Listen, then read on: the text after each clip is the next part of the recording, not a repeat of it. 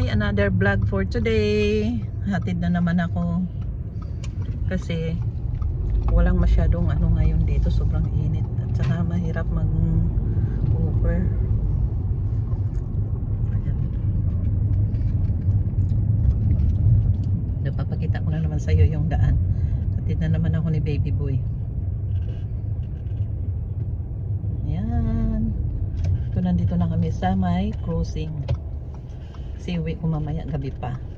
So dadalawin ko muna yung salon. Ilang araw na rin akong buhat ng mayroong mga dito. Mga kwitis. Kulang mo yung salang.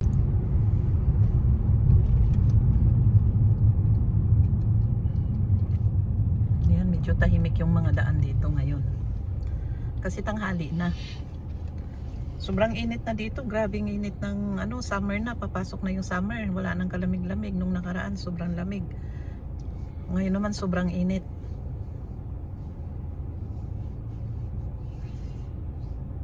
Ayan, may pa sila. Oh, may crane pa yan na sa mga construction.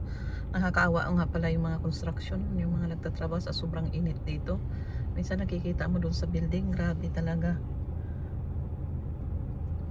Nakakaano din, maaawa ka makita mo sila kasi nga talagang halos pinipikit na yung mga mata nila sa kakatakip sa ang naman kasi kapag idilat mo yung mata sobrang init, sakit sa mata. Kailangan medyo tayo maging masinop sa mga kinikita kasi napakahirap yung trabaho. Mga dinadanas ng mga OFW dito sa abroad, grabe talaga, sakripisyo. Dapat pag may mga kinikita, sinisinop. Huwag bumili pag hindi kailangan. Para sa oras ng kailangan, mayroong mahuhugot.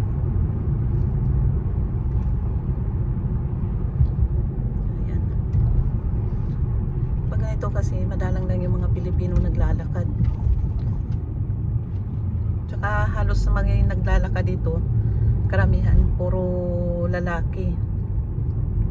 Madalang ka lang makakita ng mga babaeng naglalakad.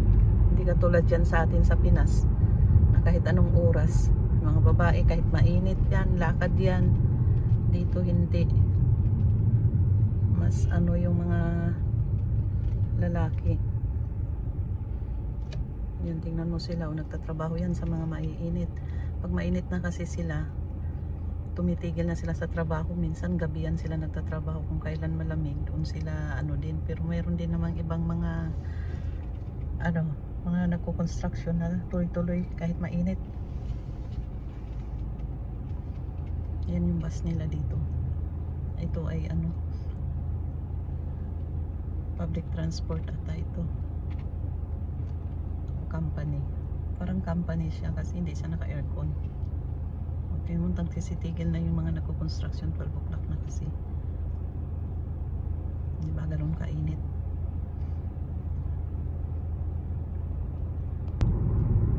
Dito kami sa kabila dumaan sa una kong video. Doon sa kabila yun. Ayun, ito naman sa kabila naman kami dumaan.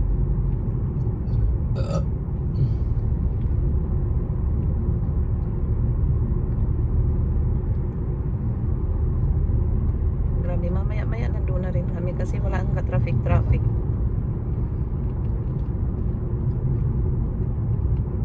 Mga ibon, ang dami mga ibon.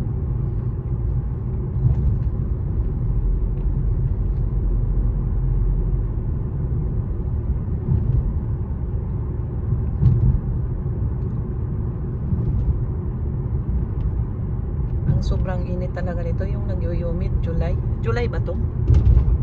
July, August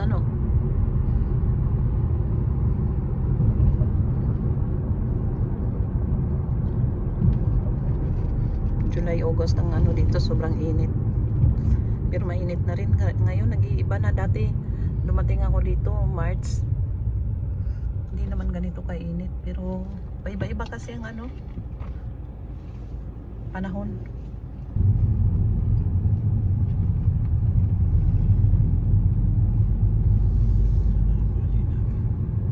Ilang minuto nandoon na rin ako, nakarating na rin ako. Di ba ang bilis na, parang napakabilis ngayon yung namin. Kaysa nung sa dating ano ko ay ilang minuto lang, ngayon napakabilis na. Wala kasing masyadong traffic. Nag-i-stop lang sa stoplight pero hindi ano talaga. Minsan naman umaabot ako ng 15 to 20 minutes dito pag nag-o-over ako.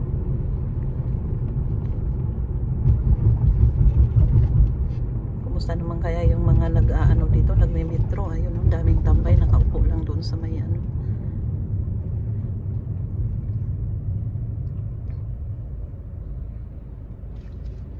Oh, nakita ko na naman yung ano, Metro Istanbul restaurant. Masarap raw yung mga pagkain dyan. Turkish yan eh. Mga Turkish food. Masarap kasing ano. Masarap yung food ng Turkish. May favorite ako dyan eh.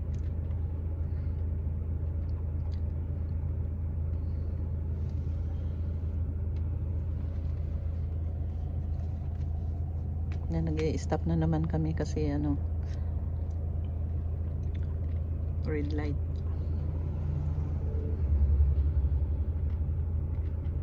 Hindi ba napaka ano, wala man lang basta-basta naglalakad sa labas. Kahit naglamig, ano talaga yung mga tao.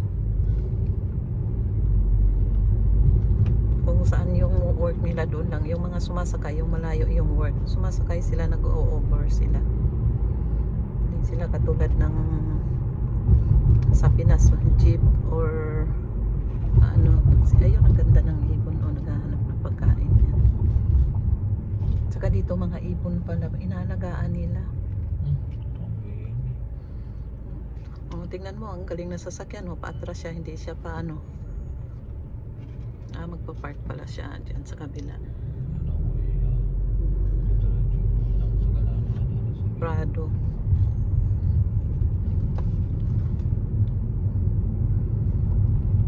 Ayan, malapit na rin ako. Tingnan mo, ilang minuto lang. Nandito na rin ako.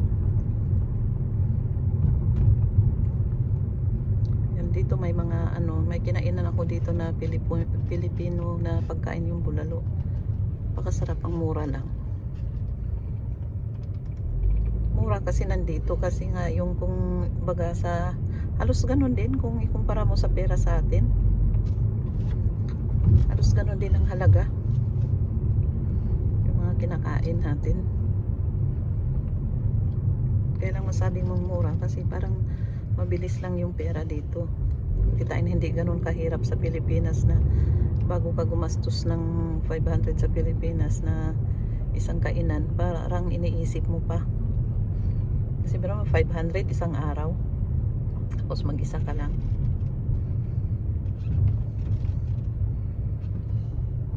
Kaya ganun ang ano dito.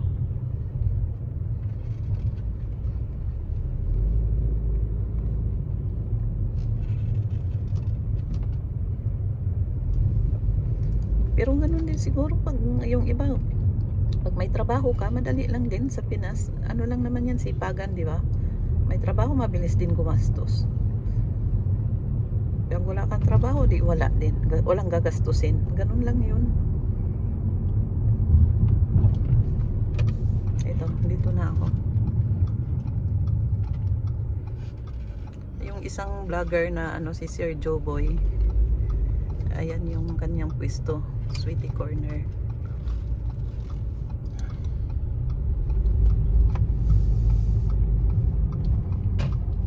Okay, nandito na ako. Thank you guys. Naka-live ka? Opo. Kumusta ka na, Ma'am? Okay lang. Ma'am Ivory. Ayan pala si Sir Joe Boy. Oh. Hello, hello. Naka-live po. Oo nga. Inaano ko lang. Naka-live ka din? Hindi ako naka-live. Nagbi-video lang ako. Dinudugtong ko lang kasi nga. Guys, pala na po sa nakaping. Oh, ayan si Sir Ngayon Joe ka Boy. lang, ngayon ka lang pumasok. Oo, kasi nga nakakatakot. Meron na naman, di ba? Oo. Ano na naman yung Bagay kagabi? na naman sila. Oo. Guys, sa pala kay Kuya Roy. Hi, Ma'am Ivory daw. Sabi niya si Kuya Darwin. Ay, Kuya Darwin, nandiyan ko pala. Panalag po guys sa nakapin. Magpakita ka dito, mama. Ay, hindi ko. Ayan o, ayan. Nakikita ka nila, ayan o. Panalag po guys sa nakapin. Minsan talaga dinadaanan ko ito, ayan. Ayan. Kilala kita, ma.